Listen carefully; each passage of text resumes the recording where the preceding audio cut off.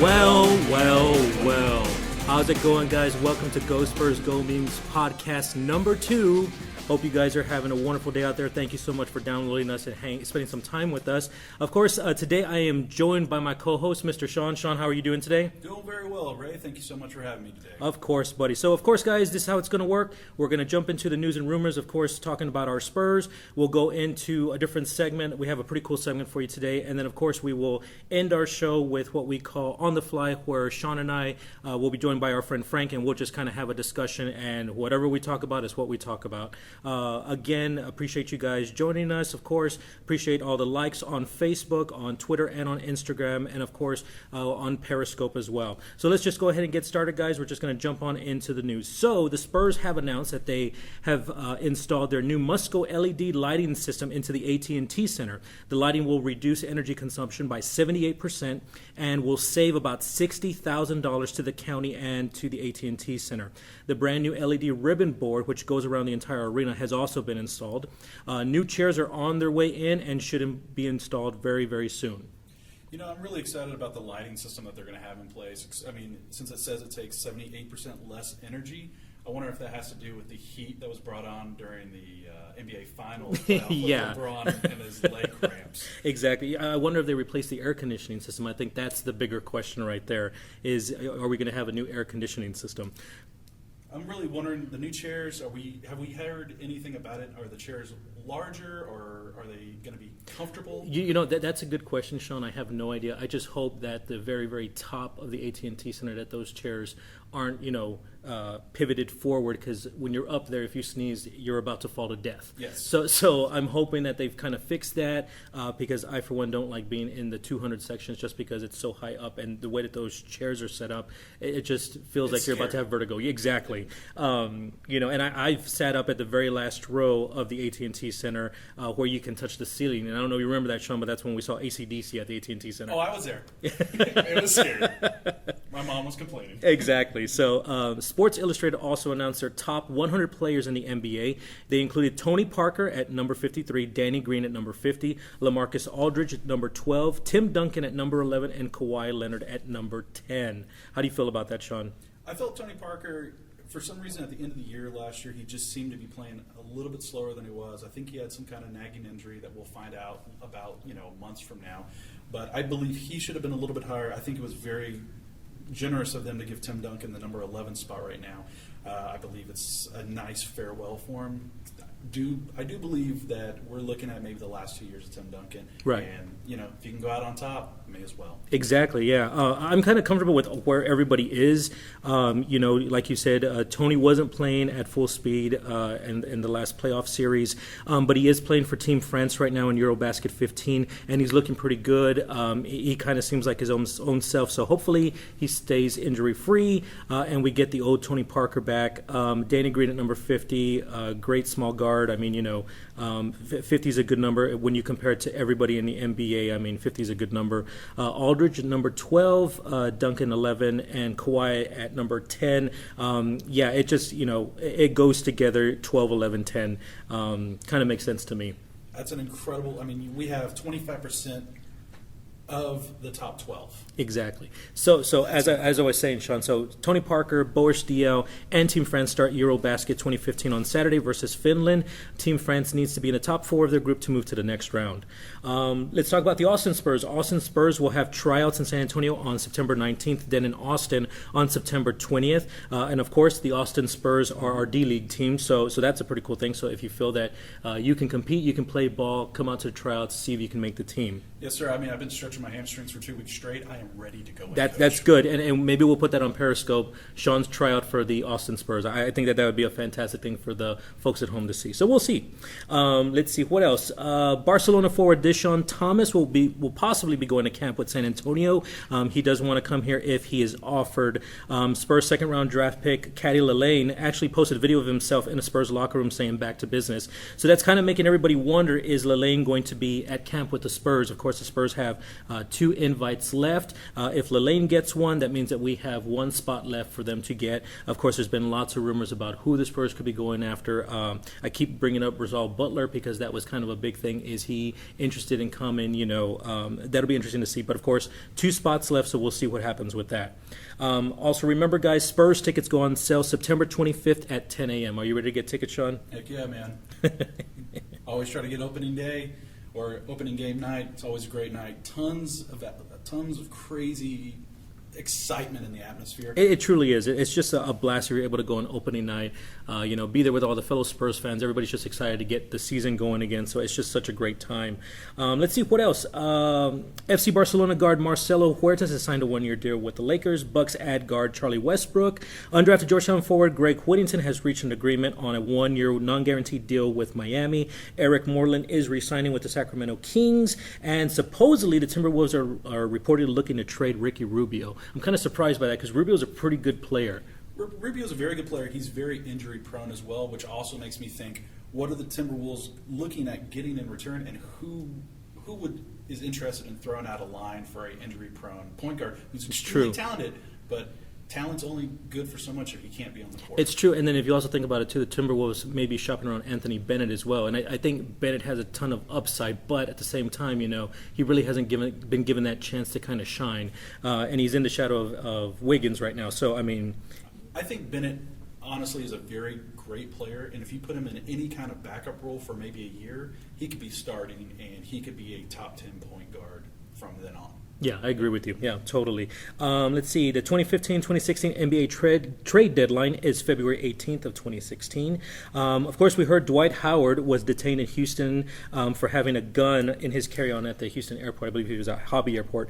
And it's just really funny. He didn't get arrested, didn't get charged or anything like that. But we all know he can't shoot, so that doesn't, it goes. Ayo. Clippers free agent Glenn Davis, Big Baby Davis, is expected to be out 8 to 12 weeks before returning to hoop-related activities. He's having ankle surgery. So, of course, we kind of heard some rumors that the Clippers were going to re-sign him. Maybe some other team would take him, but that's why nobody signed him, is because he's having surgery on his ankle. That's very interesting, just because I wonder if it was a basketball-related activity where he hurt his ankle, because if you're going to be wanting to get re-signed, especially in the fall coming up, you probably would have had that surgery right after the regular season to try to get exactly. So something must have happened or something. Maybe he tripped at a buffet line or something. I don't know. Let's see what else. The Atlanta Hawks will retire Mutombo's number 55 jersey on November 11th. Jazz guard Dante Exum also had surgery to repair the left knee ACL, which of course he injured during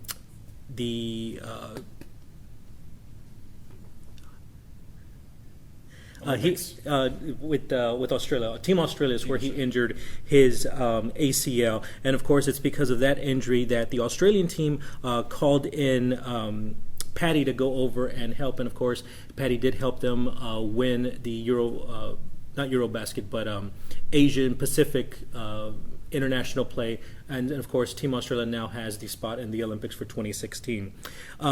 Big news from the Sacramento Kings. They made Vice President Vlade Divac the team's general manager. Also announced that Peja Stojakovic has also been named the Kings Director of Player Personnel and Development.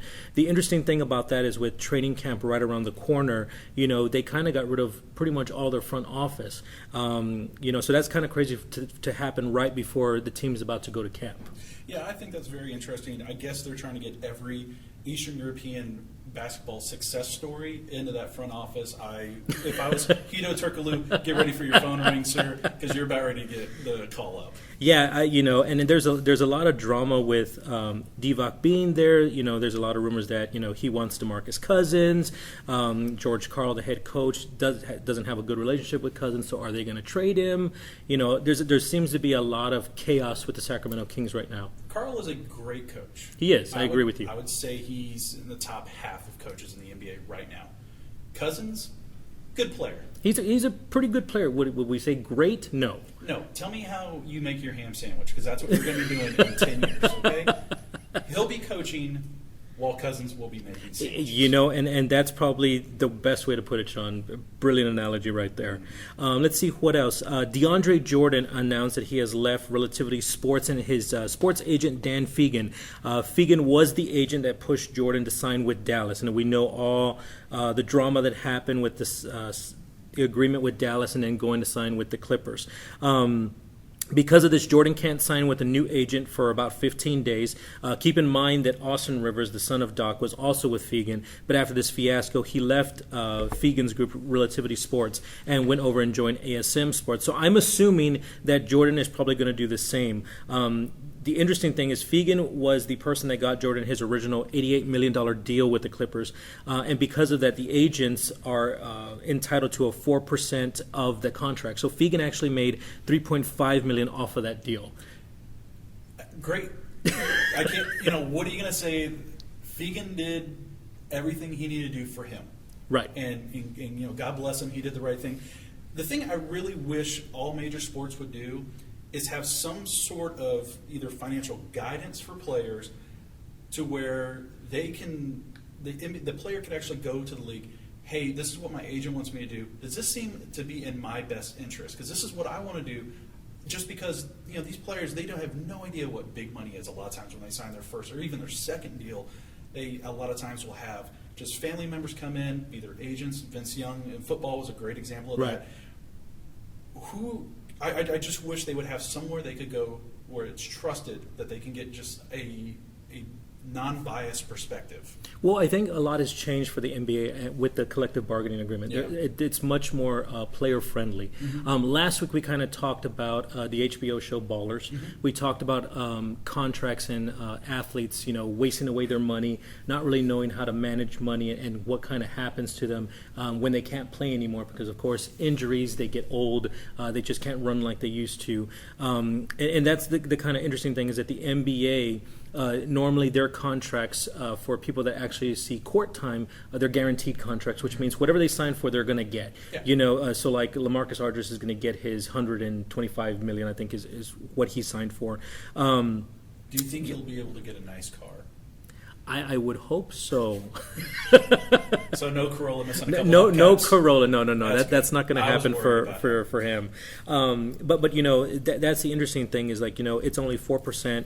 That 4% can't be increased, can't be decreased. That's straight up what any agent gets helping any NBA star because it's in the CBA. So you know there is kind of a protection there for the players. Last week I kind of mentioned what happened to Charles Barkley because he brought up a San Antonio lawyer that was actually his agent way back when he came out of Auburn, and that guy stole money from him. And basically how it worked back in the day is when NBA players would get paid, the check would actually go to the agent, then the agent would give them an allowance. And it's not like that anymore. And that's the same thing that happened to Kareem Abdul-Jabbar. They just did a special on, I believe it was CBS, and they were actually talking about sports, people in all the different sports, and when it came to getting money, he would get like $100,000 a year, and he's like, "Oh, this is great." He never really looked at his contracts or his endorsements or anything else like that. And this guy took, they think around 70% of the money he made his first 10 years. Yeah. So this guy would actually take Barkley's cash. He would only give him $15,000 a month. That was Barkley's allowance just to have fun. Within 4 years, I believe it was, Barkley was broke. Hadn't paid taxes, nothing. And this guy had been telling Barkley that he was investing the money, but he was just kind of doing whatever he wanted with it. So later on, a judge said that the guy owed Barkley about $5 million, but Barkley hasn't gotten over it. Of course, you know, he kind of just talked about how dumb he was when he was younger. If he would have known better, he would have kept a better eye on it. No, and you know, that's the thing. When you're young, $15,000 a month. Oh, exactly. That's great money. Hell, at my age, $15,000 a month would be amazing. You hear that, sponsors? Just letting you know. All right. So, like I was saying, so Jordan is done with Fegan and Relativity Sports. And just to kind of mention as well, it's been mentioned that LaMarcus Aldridge has also left his agent, which was the Wasserman Group. He's left them. I haven't heard exactly who he signed with. Last intel that I kind of looked into kind of said that he was still with Wasserman, so I'm not too sure if that's just misinformation or what, but it sounds like he actually did leave Wasserman, so we'll find out. I don't know. And see, with his situation, I heard that he always wanted to become a Spur. Like there was never a lot of issue about going back to Portland, unless I've heard wrong.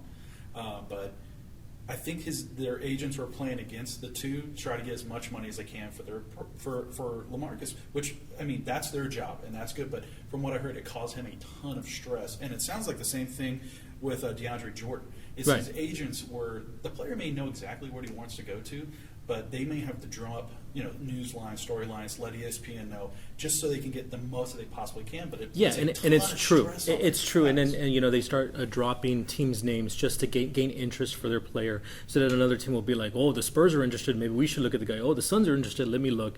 They do that all the time.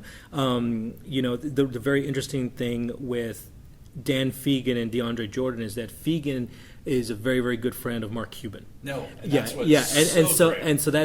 the kind of the best thing about that. There is that they were such good friends. I want to say that I read somewhere that Fegan promised Cuban he's coming to Dallas. Yeah. He pushes DeAndre Jordan to commit to Dallas. Didn't sign anything, of course, because he couldn't yet. Yeah. But of course, this also led to the Clippers flying to Houston to go meet DeAndre Jordan, giving him another presentation. And within that presentation, the Clippers promised third-party sponsors to Jordan, which, of course, is illegal for the NBA, and that's why the Clippers got a $250,000 fine.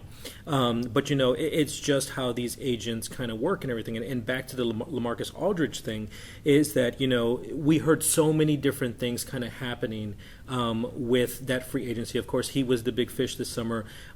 He was the one that everybody was looking for. The Lakers wanted him, the Knicks wanted him, the Suns wanted him, Portland wanted him back, the Spurs wanted him. Hell, Pat Riley met with him, and Riley basically told him, wherever you're going to go, sign a short deal, I'll come back next summer.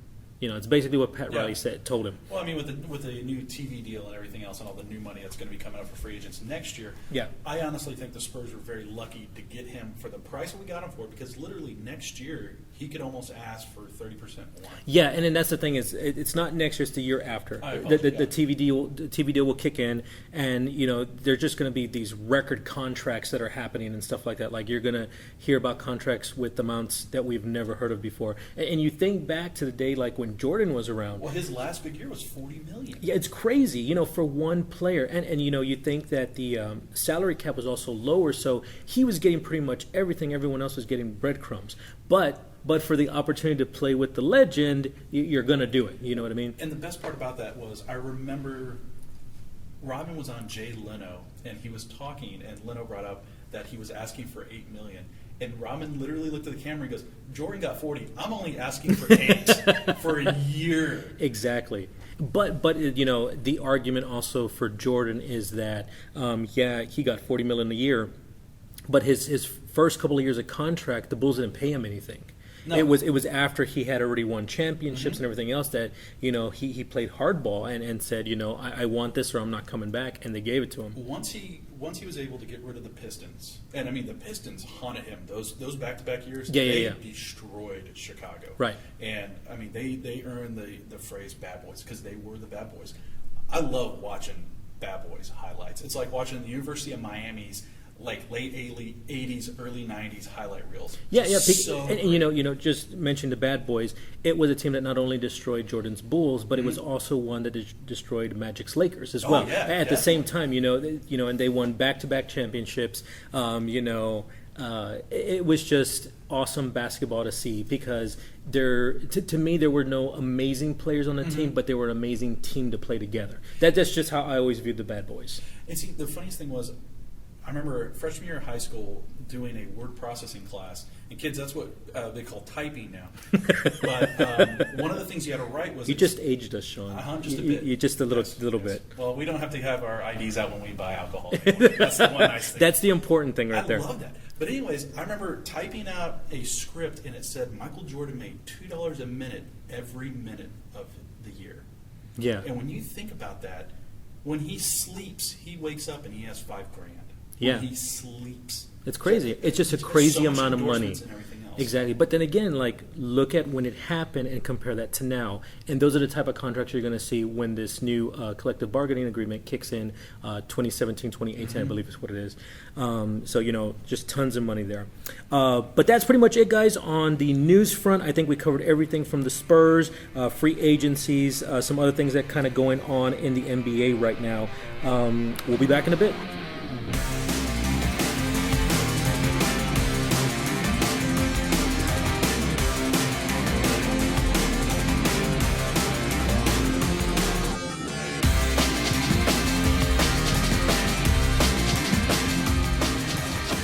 And we're back, live but recorded from the Go Spurs Go Memes network of studios. I'm Ray. I'm here with my buddy Sean.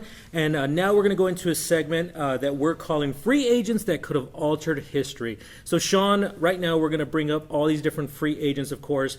We just got through an awesome free agency summer. Of course, Spurs got LaMarcus Aldridge, so I think it's a perfect time to kind of talk about what would have happened if certain players would have stayed where they were or gone to different places, because it just seems every summer there's always drama with free agencies. Of course, there was LeBron's decision. There was the whole Carmelo wait, like where was Melo going to go, which was, to me, that was just a waste of time because I don't see Carmelo as such a great player, but whatever. So let's kind of talk about some different players, and we'll just kind of give our thoughts on it and stuff. So let's talk about Carlos Boozer, the Booze. Of course, right now, nobody wants him, and nobody wants to touch him or anything like that, so it's being said that he's going to kind of wait till the season starts, see if somebody opens up a hole for him that he can fill, kind of be, there if there's some injuries whatsoever. So Boozer back in 2010 got an offer from the Cleveland Cavaliers to stay with them for $39 million. And Boozer basically told the Cavs, I'm going to take it, I'm going to stay, But then here come the Utah Jazz, and at the time Boozer was a restricted free agent. So here come the Utah Jazz and say, we're going to give you $70 million to come to Salt Lake City. So the question now, Sean, is, okay, let's say Boozer sticks to his word, stays in Cleveland. Now he stays with LeBron. Okay, so what happens in Cleveland? Do they win titles? What happens? I definitely think they would have been much more competitive, because if you look at the first time LeBron was in Cleveland, it was him and a bunch of ushers. Right. He had very little talent around him. I mean, everybody brought up, and I can't remember his name right now, I only refer to him as the Brazilian Sideshow Bob. Figueiredo. Yeah, there you exactly. He was there, fantastic, and that's it. Yeah, you can't really name the other players that were on that team. At least I can't. I'm thinking Greg Ostertag maybe made an appearance, but I don't think there was anything else. If Boozer was there, LeBron went to an NBA Finals, which he did lose 4 straight to the Spurs. Right. But he had the whole team on his back. It's true. He really did. You look at that Eastern Conference Finals, and I believe it was against the Pistons. He won that, and that was the last game that I believe Coach Brown for the Pistons. Right. He left it right afterwards. Right. But that was a great team, and LeBron beat a very good team. Not a huge amount of great players, but a great team. Yes, exactly. I agree with you. Yeah, and then that's the thing is, Boozer stays, and of course, you think about when Boozer went to Utah, he put up points, he brought down boards, he just did a great job for the Jazz, and so you think that talent stays with LeBron. Do they bring a title to Cleveland, and does LeBron even leave? Well, and the other good thing is, you got to think about him. He was going to get paid $70 million. Right. I believe Andre Karolinko was already there. Right. Who is and it's not a quadruple double machine, but he would get 5 of every category almost every night. You look at his statistics throughout his whole career. He fills up a stat sheet. He's the Manu Ginobili of Utah. Manu would always fill it up. He wouldn't get a lot of double doubles or anything like that, but you look across, it was all 5s or above. Right. Solid contributing player. And then they also had Williams get drafted. True. Yeah, you're right. Yep. The only problem was with that team, it was in the West. Right, exactly. Way too much talent was in the West. Which kind of seems like that's just the trend. Like, you're in the West, you're pretty much screwed. Okay, so let's talk about somebody else. So let's talk about Tim Duncan, of course. Okay, so of course we remember that summer when Timmy had gone to Orlando to go check out the Magic, see, does he want to stay with the Spurs, does he want to go to Orlando? And of course, if he would have gone to Orlando, he would have played with Grant Hill and Tracy McGrady. So the question is, if Duncan goes to Orlando, does the Magic become the East Power? Yes, without a doubt. Without It a would have doubt. been a powerhouse beyond powerhouse. Exactly. You think of a healthy Grant Hill, a healthy Tracy McGrady, and Tim Duncan together in the East, which generally, there's maybe one or two teams that compete at the top. But, you're looking at years of domination for the Orlando Magic in the East. Would they win all these titles against West teams? Maybe. I don't know. They would have gone up against Kobe and Shaq's Lakers. It would have been tough. It would have been tough, but I really do think that Orlando would have had a lot of hardware. I think Orlando easily 6 years of dominance. Right. At least in the Eastern Conference Final every year. Who was going to meet them? Right. I mean, during that time, let me see, 2000. What year was that? I think it was 90. No, it was 2000. 2001. 2001. Yeah. So you're looking at Philly with Iverson. Right. They would have killed Iverson. Yep. They would have killed Philly. Goodbye. Thank you for showing up. Gone. There was no one else in the East. That would have been easily the Eastern powerhouse for years to come. Exactly. I agree 100% with you. And then the other question on the side it kind of brings up is what happens to Popovich?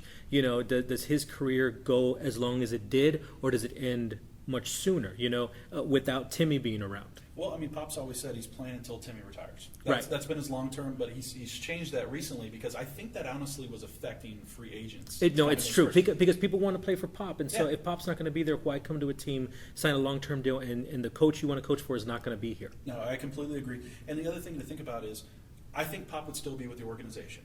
As a GM, he is fantastic. Look at the late round talents that they found.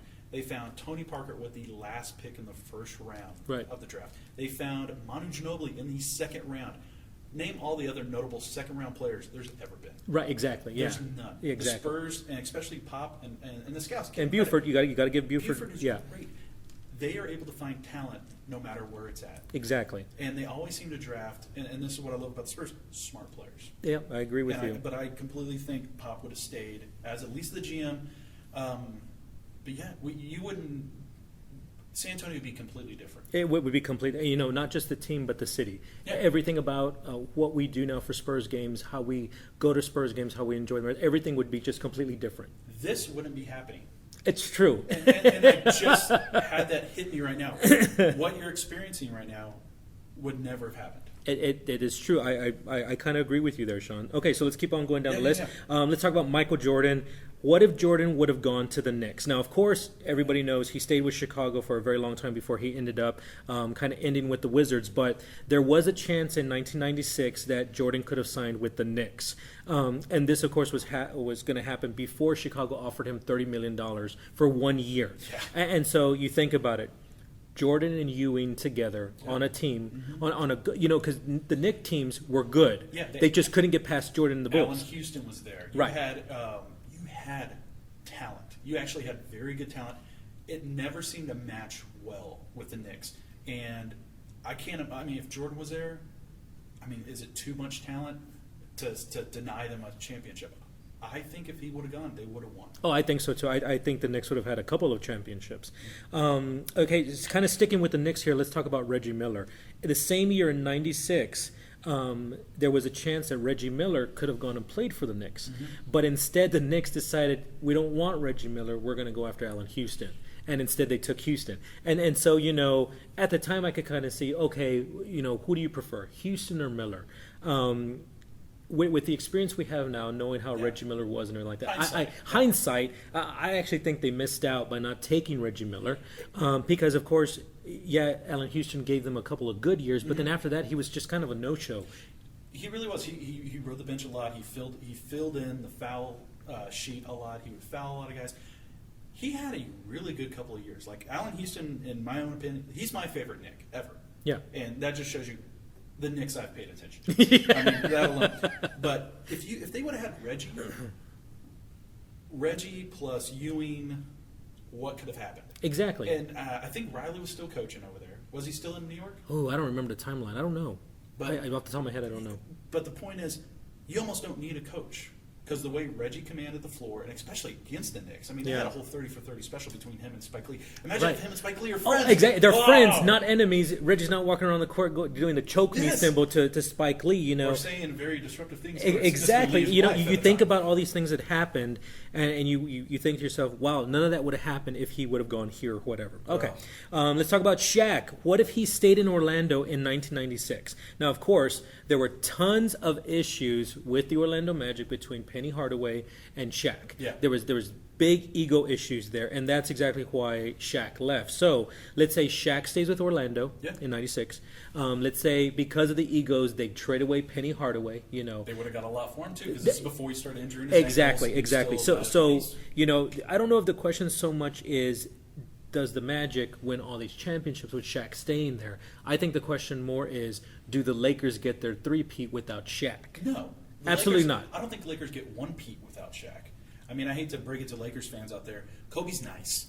He's a nice guy. He is not a nice guy. He's a jerk. No. He's a nice guy. He's not a nice guy, Sean. Well, I think you're giving him too much credit. Fine. I did. Yeah, but you look at that team, he needs a ton of talent around him to win. And he has one without Shaq. Give him complete credit. Yeah, for that. it's true. But you look at who was there, there was talent. I mean, Gasol the Lakers at the time was great. It's true. He You know, pass. if you look at those Laker teams, the three-peat Lakers, 2000, 2001, 2002, those were strong teams. Like, they were just talented, well played. You know, Jackson Lakers, they were just an amazing team.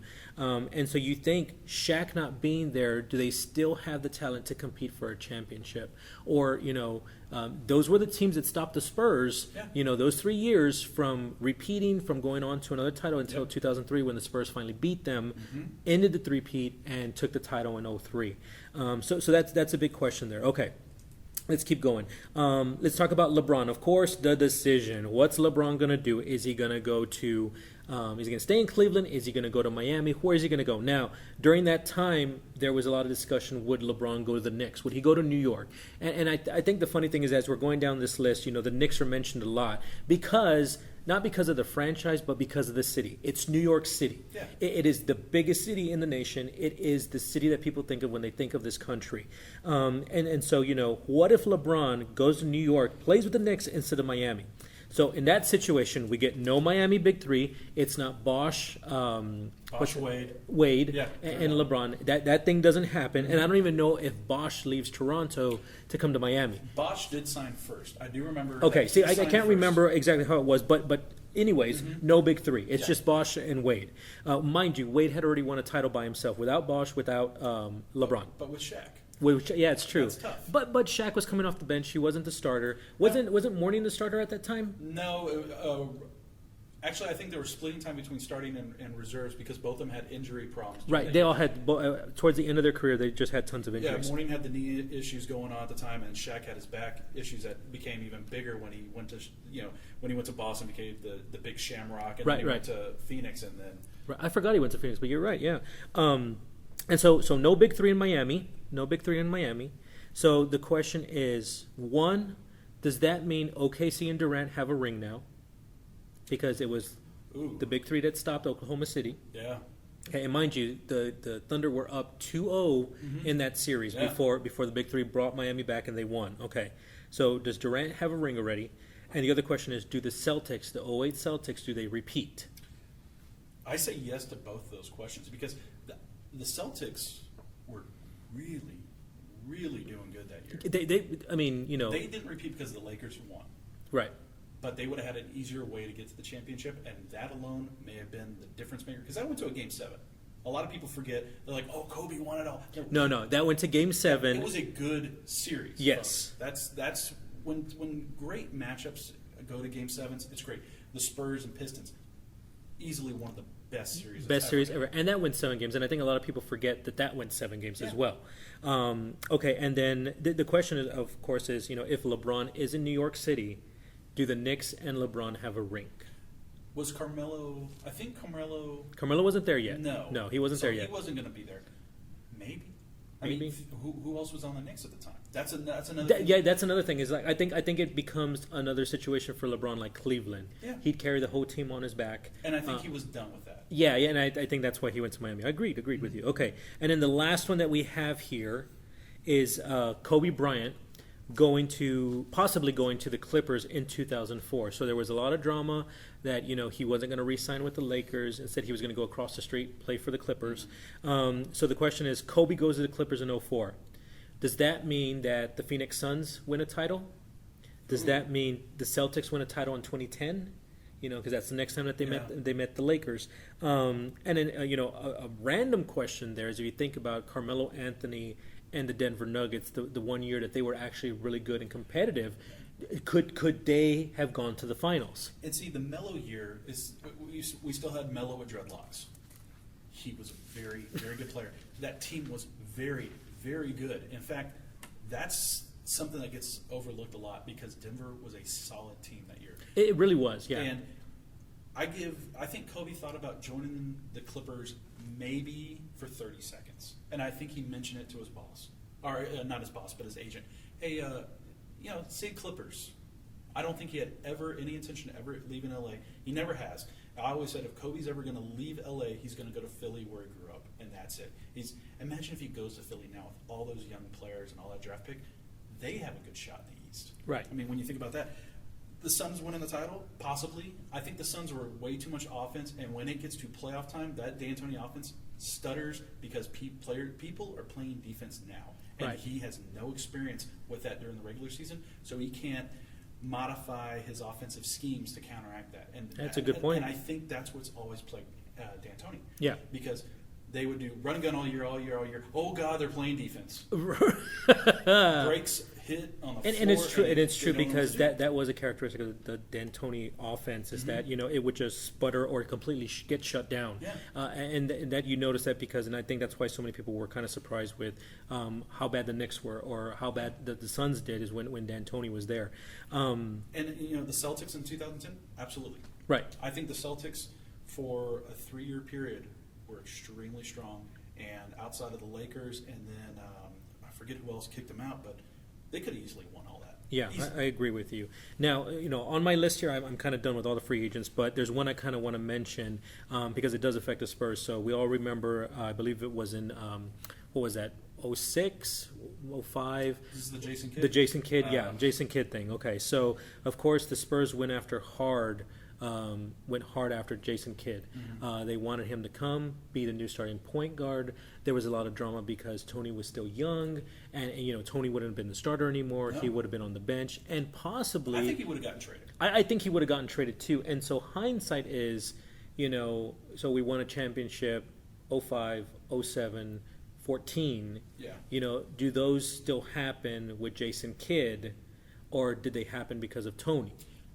I believe just because of Kidd's age and everything else, Kidd never had bad injury issues ever, which, give it to him, he was always in great shape. Right. He always came to play.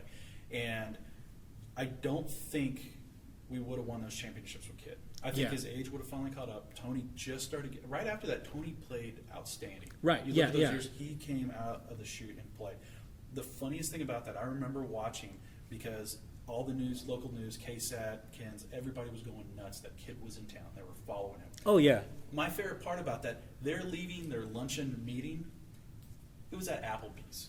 Folks, in Spurs fun. But that's Spurs right there. Of course we would go to Applebee's. We would show off by taking somebody to Applebee's. Yes, but if you're trying to bring in a player, Sizzler. Kick it up just a notch. Finkel's. We could have gone to Finkel's. If you remember Finkel's, Sean and I are really aging ourselves by bringing up Finkel's.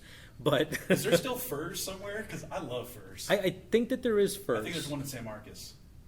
We're going to Furs. We're going to go to Furs after this. It sounds good to me. No, but if you're going to court a player, don't take him to any place where they will come to your table and sing happy birthday. That is my one recommendation for every GM, anything else, that unless you own the restaurant, which they might, just don't do that. That's all I'm saying. Words of wisdom by Sean. I really do agree with that there, because you do bring up a good point. Like, why would they go to Applebee's? Go to Mitieta. Take him someplace. If you're going to come to San Antonio, take him to a place known in San Antonio. That's an established. It's a historical marker. Mitieta, anything on Market Square. take them down there. Yeah, La Margarita, Pico de Gallo, anything. Ay caramba. Just to leave you on this note as well, we all know Tony won Finals MVP 2007. Yep. And so he was one of the reasons why the Spurs did so well against the Cavs. They couldn't stop him. Yeah, exactly. Yeah, it was just amazing. All right, guys, we'll be back in just a bit.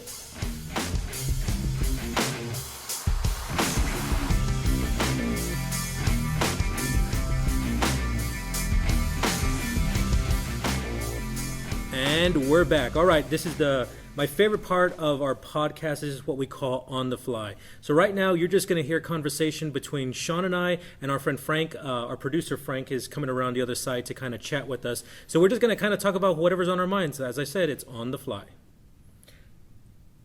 Well, guys, right now it's one of my favorite times of year. Football is back, and I know this podcast is primarily about basketball, but yeah, hey, we're going to talk about football. So get used to it. The first thing I want to lead with, my Central Catholic buttons, 14, Lanier Vokes, 7. We won. Well, I can't believe you went to Central. Like, of all the things we could talk about, you went to your high school. Two of us went to Central. It's true. Where It's did true. you go? I'm not talking about where I went. I didn't want to go there. I wanted to go with you guys, but I was too poor. Oh, you serious? I didn't know that. Yeah, you never do that? Okay, now we respect you. Yeah, no, I always wanted to go to Central. My parents, my mother didn't want me to go to Central. Well, I don't think we could afford it, but she was just like, no, you're not going to go to Central. Never telling me that we just couldn't afford. But of course, I kind of knew, like, I just can't afford Central. Anyways, but of course, last night was the kickoff of college football, Yes, so it was. all sorts of games going on. I think the funniest thing that I saw last night was it was the Minnesota TCU game, because I guess what Minnesota's doing now is they do Gopher Cam. So anytime an opposing team is going to kick a PAT on their jumbotron at the end zone, they put up this huge picture of a gopher or like a chipmunk. The old meme. Yeah. And it just like comes up and I think it like, kind of like moves its head and kind of goes in or whatever just to distract the kicker. Mm-hmm. And I think it's absolutely genius. I'm like, I don't know why any other teams aren't doing this. Like, Because it'll soon be found that it's illegal. But it's been done before. It's been done in like, more Farmville kind of type of colleges and stuff. I'm But just yeah, like, but this is pure genius. that's And it's the first time I've ever hilarious. seen it nationally. Yeah, That's and I think that's the big deal about it is because I saw it. I think I was messing around on Twitter last night, and then I saw somebody put up the image of it, and then I was like, "Holy crap! I got to turn this." And I went to the game to go check it out. And So stuff, you never seen the video then? No, where I've this never came seen. from? I'll No. show it You'll to have to you show me the later video and because I have no stuff. idea. In fact, I'll even put the audio in it as we're talking about it. And that's what you'll see it, and it makes more sense. And we can- But what's it from? Like It's an old meme back before even YouTube, I think. Yeah, was it's back an during the old college humor days Wow. when they're in their prime. was it from Newgrounds.com? Remember It's Newgrounds? yeah, well, Oh, yeah. But But in that era. Okay, yeah. I think I found Newgrounds one time when I was on Netscape. I was gonna say I actually used You're in middle Excite. school.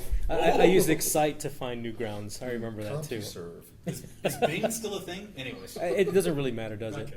Um, But we'll go ahead and if we can find that video, we'll go ahead and post that up to either Facebook or Go Spurs Go memes Facebook page, or we'll figure it out. we'll figure it out. We'll put it up somewhere so that you guys can see it as Guys, well. it's called Google. Check it out.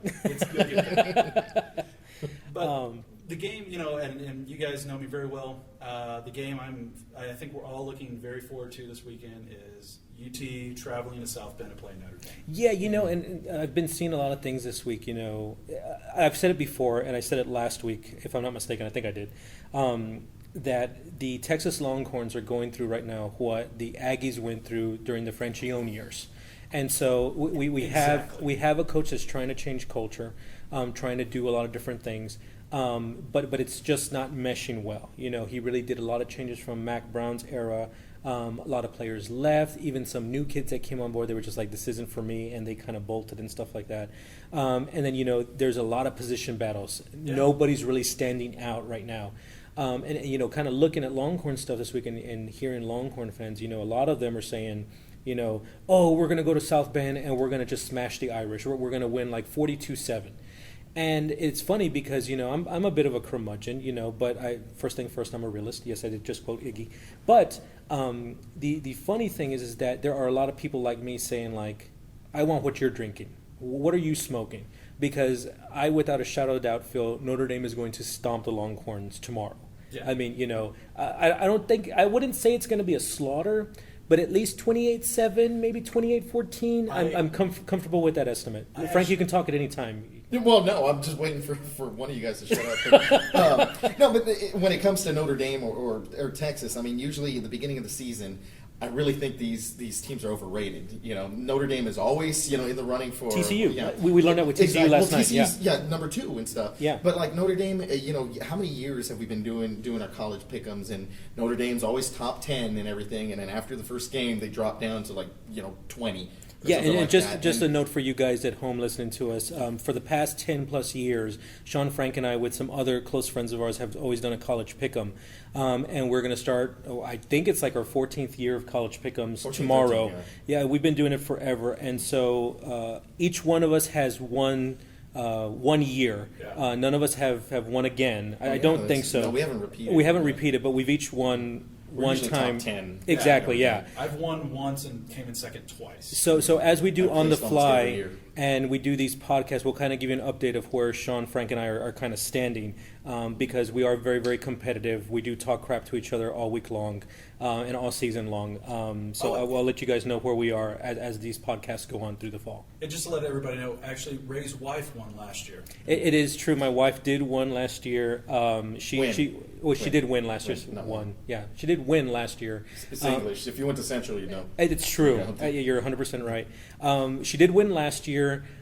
She basically blew everybody out of the water. There was no way for anybody to catch up to her. I would say, It was Frank, like insane. four or 5 weeks out. She was out of this world, because last year, if you remember, a lot of these games were upset weeks. I mean, usually when we play this as long as we have, you know, there's always like maybe 2 weeks where a top seed gets dropped. I mean, Right. big time, and so that usually happens. We expect it, but this happened like 4 or 5 weeks. Yeah, in a row. and I think that's kind of a tribute to the game right now, is because every team is getting better. Every team is doing amazing. And so the competition level is just extremely high right now. And so there are going to be so many more upsets, which makes our game a whole lot better. Anyways. But speaking of which, I mean, going back to the game, and that's what I think about early. Basically, it's all about hype in the beginning. I mean, you got your coaches poll and everything else like that. But I mean, really, Frank said honestly, poll.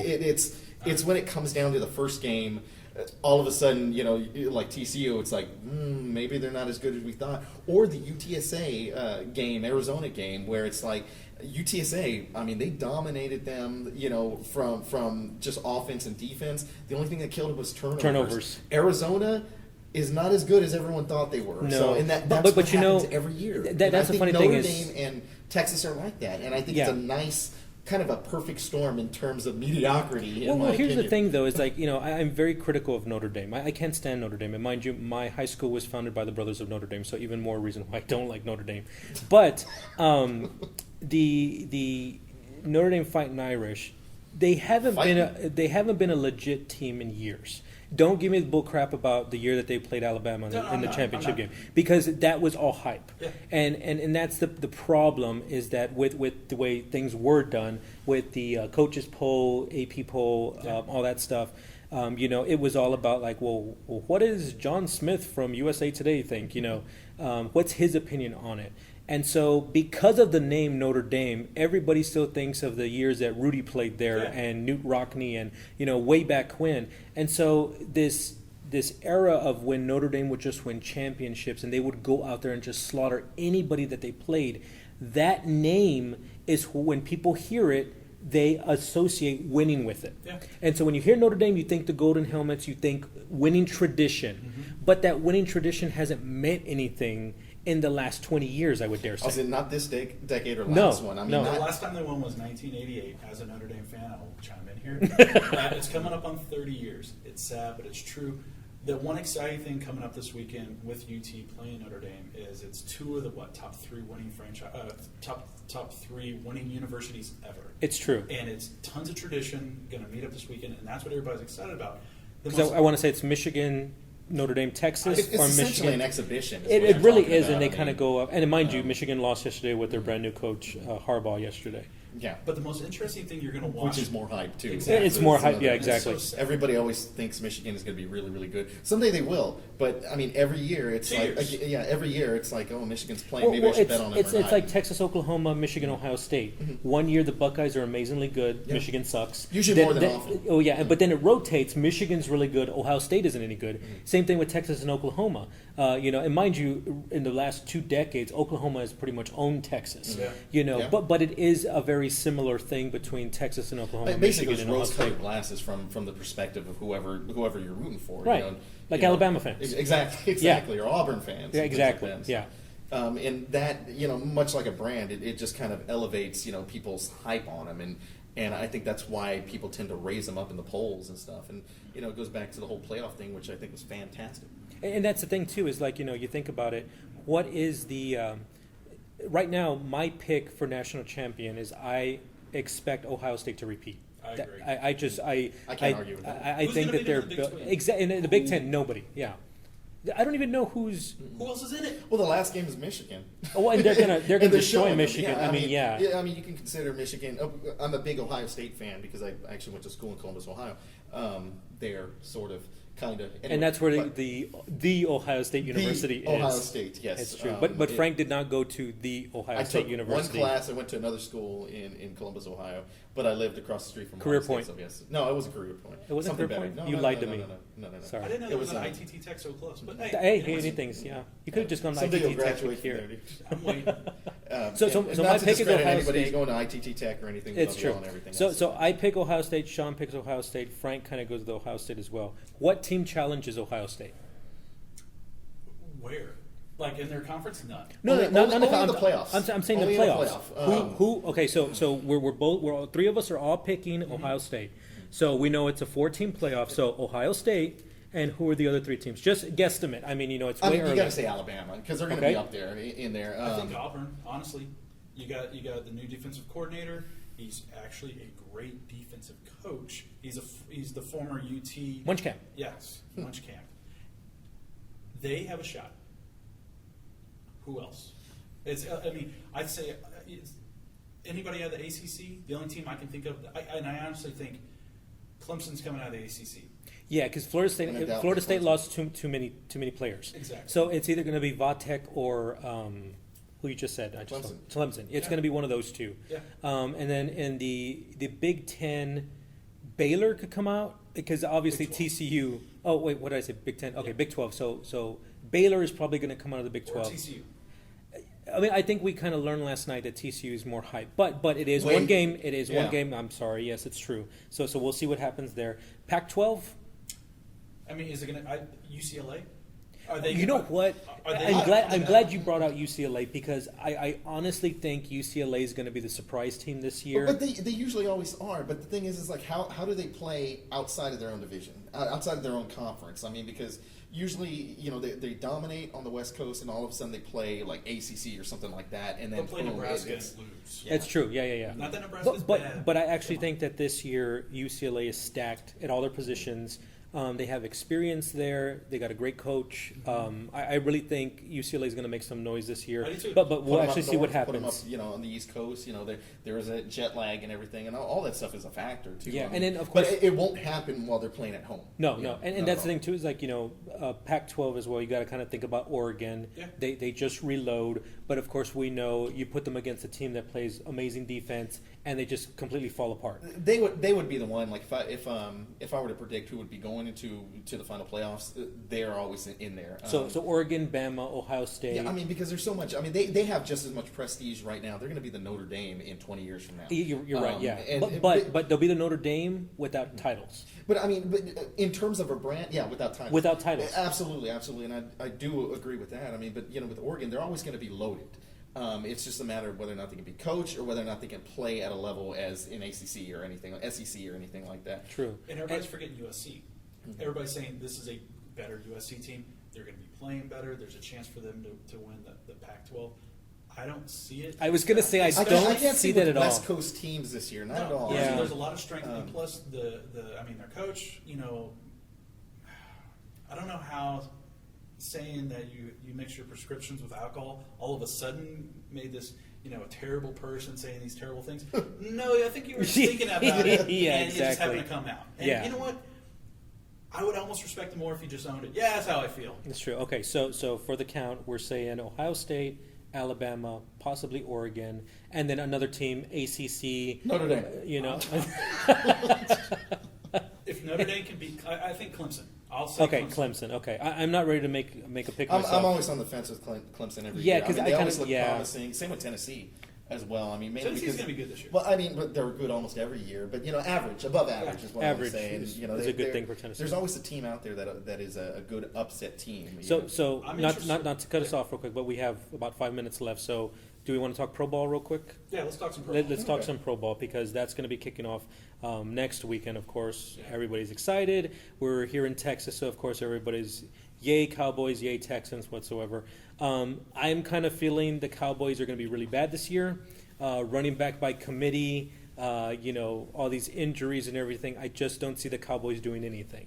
I think the Cowboys, their offensive line, you're looking at one of the top 3 offensive I lines. agree with you in there. complete Offensive NFL. line, yes. They could almost, they could pick up almost anybody. They could honestly re-sign Marion Barber. He might be able to get 1,000 yards this year. I'm See, thinking I that just offensive don't line is see going to be that. that strong. Again, I mean, we're living in a day and age where the running back isn't as influential as it once was. Like a one running back system, like Yeah. Right. Emmitt Smith. Right. The last one running back is Adrian Peterson, and once he's gone, That's whatever- yeah. That, I whatever mean, it's gonna but get- you can do it by committee. I mean, but now what's more important are basically the blind side of your quarterback. Whoever's protecting that side, because you need a key. I mean, honestly, the key to any victory of the Cowboys at this point is you got to keep Romo healthy.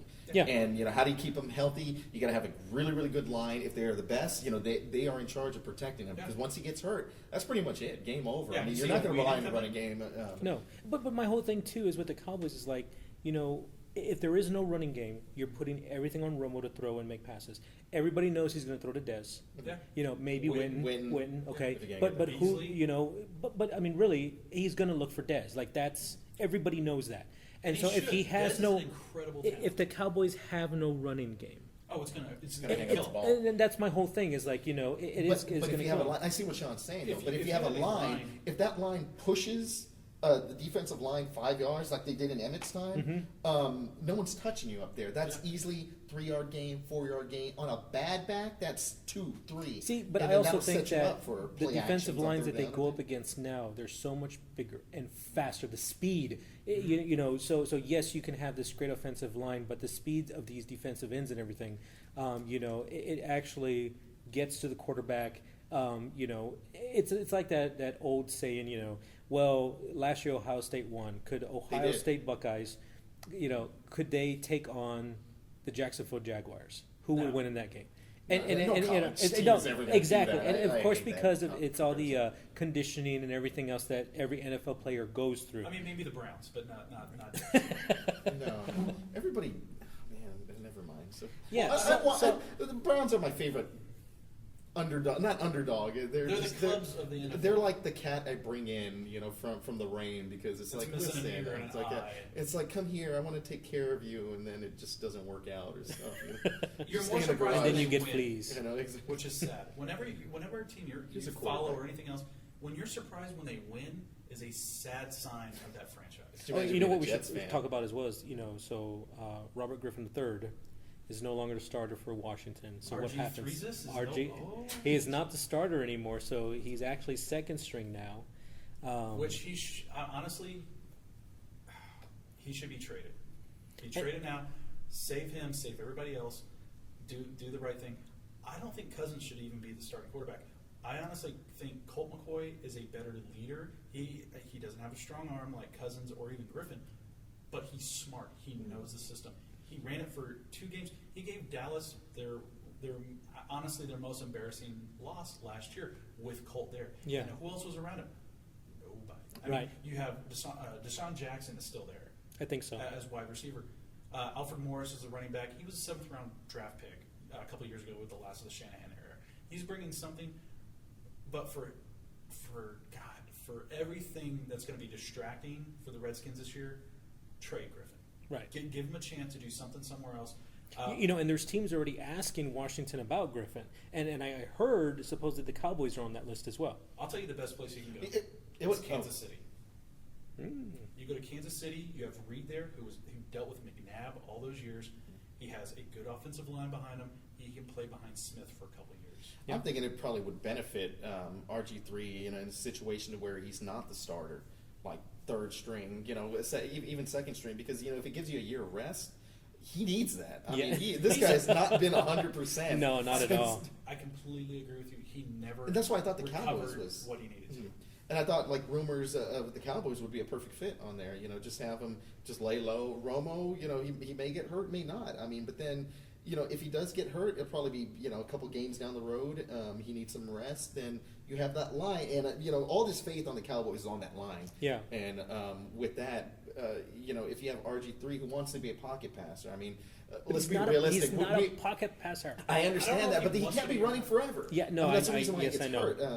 But I mean, look at Michael Vick. I mean, people always think Michael Vick. He was always he's always great, in the beginning of the season. But towards the end of the season, numbers drop. It's because defenses figuring him out. They put more spies into play, give him different looks, and he has no choice but to throw in the pocket, or he gets hurt. Right. And so that's the thing about running quarterbacks is that they will eventually always get hurt, like a Manziel and stuff. Right. And they're only running quarterbacks when they're young. So with an RG3 happening with him, I think it would really, really suit him to be a backup and just get that time to rest. And speaking of quarterbacks, of course, we had Deflategate was overturned yesterday, and so Brady's suspension has been lifted. And from the beginning, I kind of felt there was never proof. Well, not just that. I mean, I just don't care. Yeah, I really don't.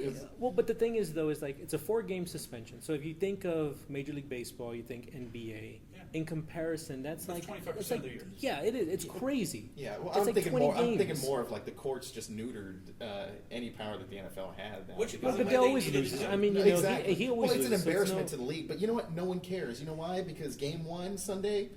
Just want to watch the game. That's it. No, I mean all this stuff. Game. This is just summer stories. That's all it is. No one cares, right? Unless you're losing to them, and then all of a sudden. But honestly, I mean, let's be realistic. I mean, yes, they did cheat. Yes, it's detrimental to the game.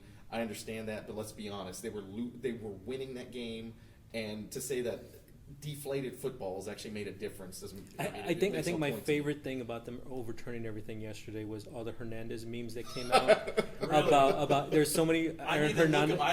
There's so many Hernandez memes that came out about that showed him on the phone being like, "Tom, what's your lawyer's name?" And folks, please, we do not promote any kind of murder in any way. But that's just funny. Come on.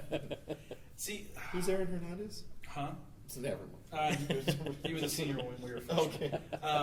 No, the craziest thing about that was even in the Ted Wells investigation, there was never proof. He said there was never definitive proof that Brady requested the balls have less PSI. Sean said balls. I did. And the important thing, well, that's another story for kids. But the other thing you have to think about with that is there's no proof. This should have never even got to this point. It's true. Now, does Kraft try to get his first-round draft pick back? That's a good question. I didn't even think about that. But you're right. $250,000. Get the checkbook out, kids. Get ready. I'll add an extra 0 just because I'm nice. That's Kraft right now, but he wants that pick back, and I bet he will try to get it in some way or another. All right, guys, and like I said, that's what we call on the fly.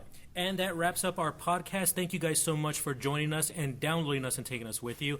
I want to give a shout out to my friend Frank, our producer. Thank you so much for recording this for us. And of course to my co-host Sean. As always, guys, like us on Facebook, Go Spurs Go Memes, and on Twitter and Instagram at Go Spurs Go Memes. And of course, watch us on Periscope. See you guys on the flip side. Bye. Bye. Go Spurs Go.